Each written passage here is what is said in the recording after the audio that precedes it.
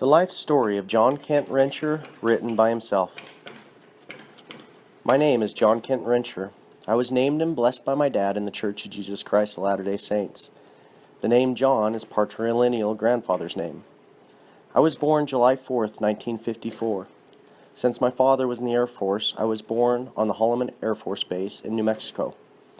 My parents are Horace Hinton Rencher and Doris Ann Yarborough Rencher. My dad is from Burley, Idaho, and my mom is from Dunklin, Oklahoma. Both families are members of the Mormon Church. My family consists of Cynthia Ann, me, Mary Catherine, Mark Hinton, Lee Grant, and Jason Howard, born while I was on my mission, and I didn't see him until he was 1.5 years old. We have a very close family. We enjoy getting together as a family. All of us are very active in sports and the church. We enjoy doing outdoor activities together. One of our favorite pastimes is snow skiing. I love belonging to a large family, and I want to have a large family of my own someday.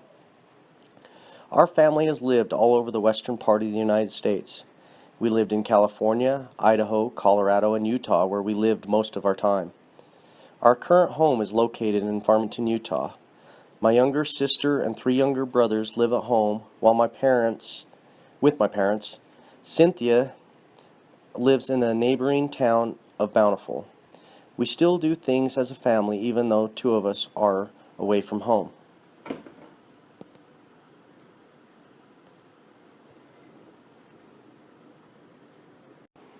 (1961). This is the year I started first grade. The summer before school I went to summer kindergarten. I really loved kindergarten. When I went to school for the first day, I was excited to go to a big school, but very shy too. My mom took me to class, and when she was about to leave, I started to cry. After the first day, I was all right. I discovered that I was a slow reader and also a poor speller. I still don't like to read, and I can't spell very well yet either. Gerald Floyd is my first girlfriend. Her and I were elected the king and queen of the first grade class. Gerald and I went together until the beginning of sophomore year of high school. I attended the Farmington Elementary School, which was torn down in 1975. My best friends were Gerald Floyd and Con Dazzard. Both lived in downtown Farmington, but later moved to the outskirts of the city straight across from my house.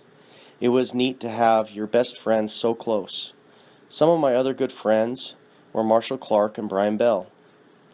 1967. I started junior high school at Kaysville Junior High. I was still shy, and there were very close niches in the school, so kids like me, especially those from Farmington, had a hard time getting established. Fighting was common between the Farmingtons and the Kaysvilles.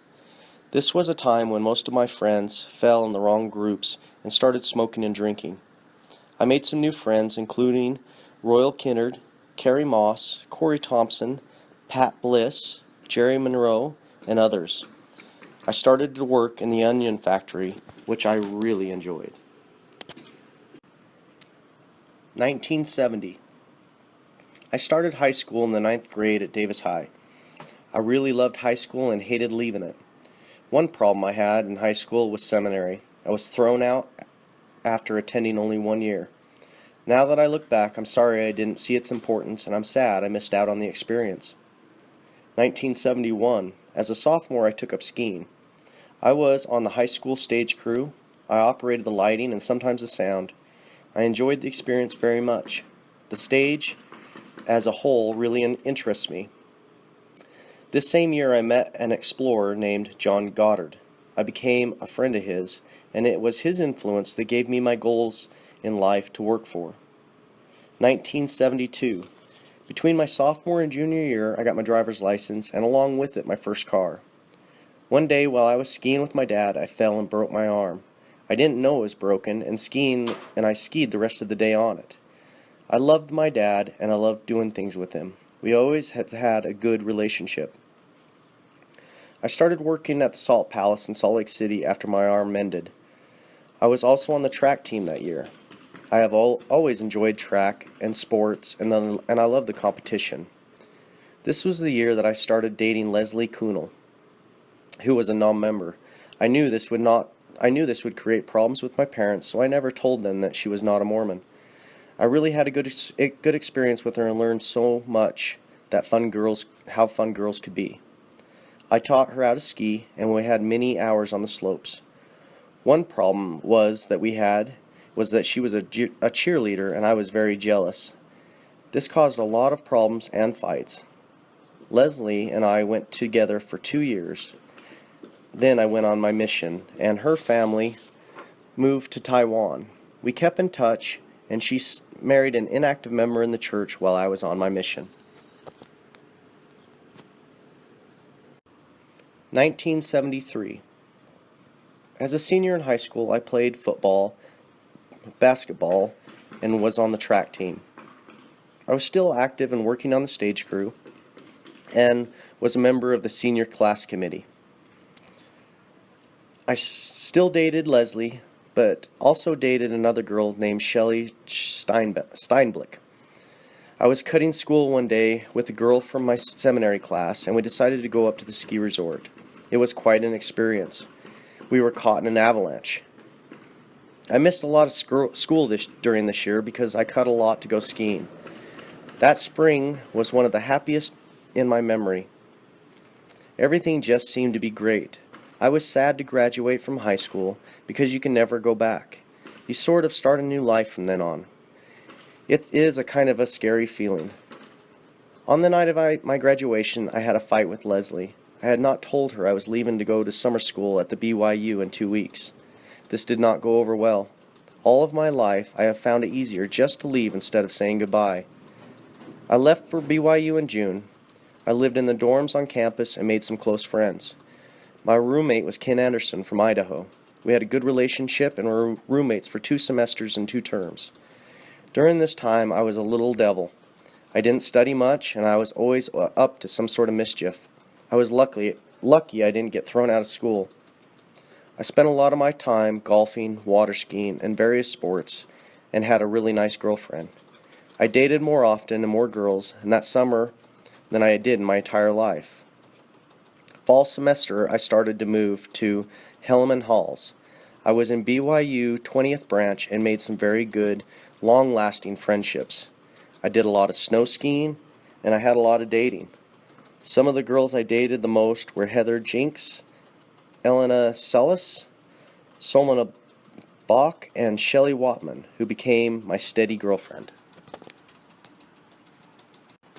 About November, I started skydiving. This did not go good with my folks. When I asked my mom about it, she hit the ceiling. I told her not to tell my dad that I asked, and that we would just drop the subject. But I kept on skydiving, I just didn't tell them. When I went home from Christmas, my family was sitting around the fire, and my mom very casually said, "Tell us about skydiving, John." I just about died. They had put two and two together and come up with skydiving. They tried to talk me into giving it up, but when they saw my mind was set, they just said that if I lived long enough to go on a mission, I would change my mind by then. I spent my Thanksgiving and Christmas holiday in the usual fashion, skiing. I think it's about the best way to spend a day. 1975. I continued school at BYU. I had seen a BYU rugby game during that summer, and I decided I would like to try my hand at it. I went to the tryouts and was scared to death that those big guys would kill me. Fortunately, I could run faster than they could, which gave me a slight edge. I made the JV team. I got injured in every game that season. One of the worst when I was playing the University of Utah. I got a concussion. I didn't even know who my parents were. It was pretty scary not being able to remember anything about yourself. My mom hates the game and she thinks it's too rough. In the spring that year, I picked up a new girlfriend named Angela Miller. She was from a rich family. Our families grew close, and Angela and I wrote during my mission. Until 3 months before I came home, she decided to break up. One day while I was skydiving, my mission call came. My parents brought it to me at the airport. I was called to go to Melbourne, Australia mission. I was to leave on July 26, 1975. We were all pretty excited. 3 weeks before I left my mission, I was almost killed in a skydiving accident. I was jumping with 2 professionals and lost track of time, and when I found out how low I was, my life passed before my eyes. It was really a weird sensation.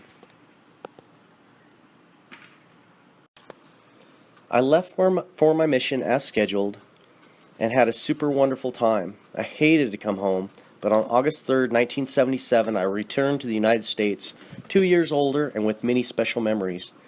I had celebrated my 20th birthday with the nation's 200th birthday, and I also had a new little brother waiting at home for me to get acquainted with. I started skydiving again a week after I got home. I decided it would be best if I never told my parents. They still don't know. It was so great to get back in the air. I started school a few weeks later, again at BYU. I made the BYU rugby team again, and I was elected vice president of the BYU skydiving club. I found that being a returned missionary also had advantages with the girls. I guess the prospect of waiting for 2 years while your boyfriend goes on a mission is not too exciting. Anyway, I dated many and often. On the first day of class, I went to my first aid class. There was a girl who came in late that really caught my eye. She sat clear across the room from me. I was sad. I listened while the teacher called roll call and wrote her name down. It was Jan Jensen. The next class period, we were getting a seating arrangement, so I made sure I was sitting next to her. She told me she was thinking about dropping the class and I was sick. I told her that I thought it would be an easy class and that if I were her, I'd keep it. I was delighted when she finally did. Since we were sitting next to each other, it was very convenient to become partners. As we practiced first aid on one another, we wrestled and kidded a lot. One day she was asking me about skydiving and said that she would like to watch sometime, so I asked her if she wanted to go with me that afternoon. She said yes really quickly, and so we had our first date. She had never been up in a small plane before, and it was fun to scare her. I told her I was going to grab her parachute strap when I jumped out. The next day, we went hiking in the canyon. We went quite a ways, and she was tired when she finally got to the top. She took off her shoes to shake out the rocks, and I grabbed them and threw them over the cliff. Needless to say, she about died. I really seemed to have fun with her, so we just kept going out. She had a date to the homecoming even before we met, so when she went out, I was dying with curiosity and jealousy all night. When I went to the preference dance with another girl, she went through the same thing. She claims that hers was more trying experience, though. I took her home to meet my parents one weekend. We really had fun. She got along really well with all my family, especially my littlest brother Jason. He liked her better than he does me. I'm glad that she gets along with all of them. We just kept seeing each other, and before we knew it, we were in love. We have a special relationship with each other, and we are both very happy. We seem to give one another what we need to keep things going when we get down. She has brought more joy into my life, and I into hers. We are planning to make this arrangement an eternal one, and I know it will be one of much happiness.